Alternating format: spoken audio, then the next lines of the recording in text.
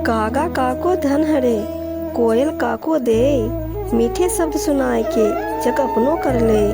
कबीर साहब कहते हैं कागा यानी कि कौवा किसका धन हरता है, जिससे संसार उससे नाराज रहता है। और क्या कोयल किसी को अपनी धुन देती है?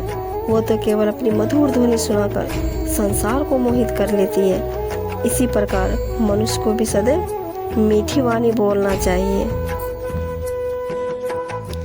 जहाँ काम तहाँ नाम नहीं, जहाँ नाम नहीं वहाँ काम, दोनों कबू नहीं मिले रवि रजनी एक धाम। कबीरदास जी कहते हैं जहाँ काम की भावना होती है वहाँ हरि भजन नहीं होता। जहाँ भगवान का भजन और नाम स्मरण किया जाता है वहाँ काम की भावना समाप्त हो जाती है। जिस प्रकार दिन और रात एक साथ नहीं मिल सकते, उसी प्रकार जिस मन में ईश्वर का स्मरण है वहाँ कामना ही नहीं रह सकती। लागे लगन छूटे नहीं, जीभ चोंच जरी जाए, मीठा कहाँ अंगार में चाही चकोर चबाए।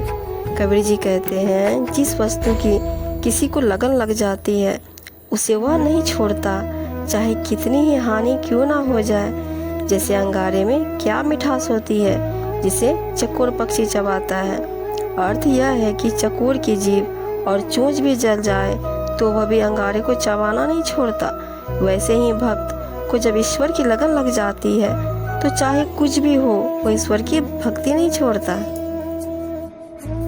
हीरा वहाँ ना खोलिए जहाँ कुंजरों की हाट, बांधो चुपकी पोटरी लागू अपनी बात। कबीरदास जी कहते हैं कि हीरे को कभी भी बेईमानों और चोरों की बाजार में खोलना या दिखाना भी नहीं चाहिए। यहाँ से चुपचाप अपने रास्ते निकल जाना चाहिए, क्योंकि वहाँ आपके हीरे का कोई मोल ही नहीं समझेगा। इसलिए पुतली बंदी ही रखनी चाहिए।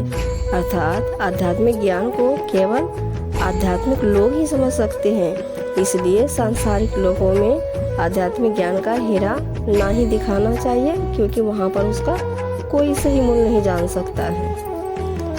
तब लग तारा जगमगे जब लग उगे न शूर, तब लग जीव जग कर्म वश जो लग ज्ञान का पूर। कबीरदास जी कहते हैं आकाश में तारे तभी तक जगमगाते रहते हैं जब तक सूर्य का उदय नहीं होता है। जैसे ही सूर्य उदय होता है उन सभी की रोशनी चमक खत्म हो जाती है।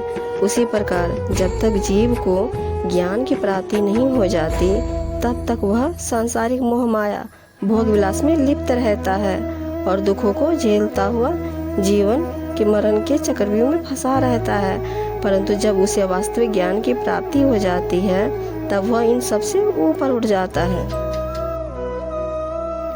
कस्तूरी कुंडल बसे मृग ढूंढे बनमाही, ऐसे घट घट राम है दुनिया देखे नहीं। संत जी कहते हैं कस्तूरी हिरण की नाभि में ही विद्यमान होता है, लेकिन हिरण अज्ञानता के कारण उसे यहाँ वहाँ जत्र तत्र ढूंढता है। उसी प्रकार ये मनुष्य भी अज्ञान है जो ईश्वर को देवालयों मंदिरों में ढूंढते हैं, जबकि ईश्वर उनके अंदर ही विद्यमान होता है। उसे पहचानो। जो तो को काटा बोवे ताही बो तू फूल, तो को फूल के फूल है वाको है त्रिशूल।